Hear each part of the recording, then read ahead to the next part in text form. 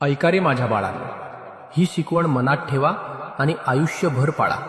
यातूनच खरा आनंद आणि शांती मिळते. 1. श्रद्धा आणि नामस्मरण. संकट ही आयुष्याचा भाग आहेत. संकट आली की देव विसरू नका. माझं नामस्मरण करा आणि श्रद्धा ठेवा. श्रद्धा ठेवल्याने कोणतंही संकट लहान वाटतं. 2. समाधान हाच खरा खजिना. धनदौलत क्षणात येते जात असते, पण ज्याच्या मनात समाधान आहे तोच खरा श्रीमंत आहे. समाधान हीच खरी संपत्ती आहे. 3. भक्ती मनातली असते. फक्त मंदिरात जाणं म्हणजे भक्ती नाही. भक्ती म्हणजे प्रत्येक क्षणी देवाची आठवण ठेवणं.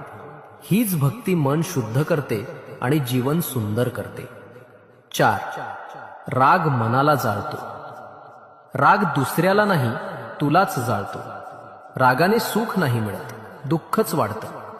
म्हणून संयम आणि शांतता या 2 गोष्टी जपा. 5. दान निस्वार्थाने करा.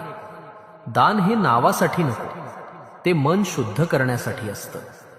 जे दान कुणालाही न करता निस्वार्थाने केलं जातं तेच खरं दान आहे. 60. संकट म्हणजे परीक्षा. लोखंड तापलं की सोने होतं, तसंच संकट म्हणजे श्रद्धेची परीक्षा आहे.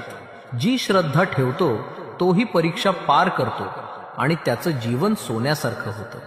7. सेवाभाव ही खरी भक्ती. भक्ती ही फक्त नामस्मरणापुरती नाही.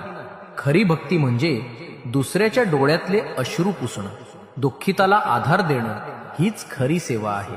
8. मनावर विजय. मनच तुमचा मित्र, मनच तुमचा शत्रू. वाईट विचार मनात ठेवलात तर आयुष्य दुःखमय होतं. चांगले विचार ठेवलेत तर सुख शांती मिळते. मनावर विजय मिळवलात तर जग जिंकलात. 9.